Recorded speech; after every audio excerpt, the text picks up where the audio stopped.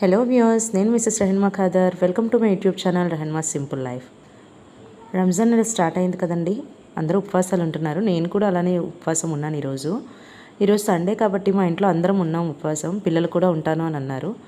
So ఉపవాసం అంటే మేము పొద్దున్నే 4:35 కల్లా క్లోజ్ చేసేస్తామండి తినడము. దాన్ని సెహరీ అని అంటారు. తర్వాత మళ్ళీ 6:30 ఈవినింగ్ 6:30 వరకు ఏం తినకూడదు, వాటర్ కూడా తాగకూడదు. 6:30కి ఇంకా ఉపవాసం తీసుకుంటాము. దాన్ని ఇఫ్తార్ అని అంటారు. ఈరోజు ఇఫ్తార్ నేను ఏం ప్రిపేర్ చేశాను ఏంటి అనేది ఈ వీడియోలో చూపిస్తున్నానండి.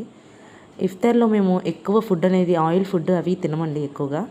అంటే పొద్దున్నుంచి ఫాస్టింగ్ ఉండడం వల్ల వెంటనే ఆయిల్ ఫుడ్ తింటే మనకి హెల్త్ అంత ఇది ఉండదు అని చెప్పేసి తినము.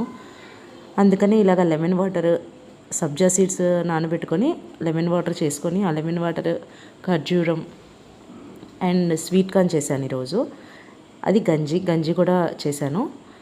అంతేనండి, ఇలా సింపుల్గా ఇఫ్తార్ తీసుకుంటాము.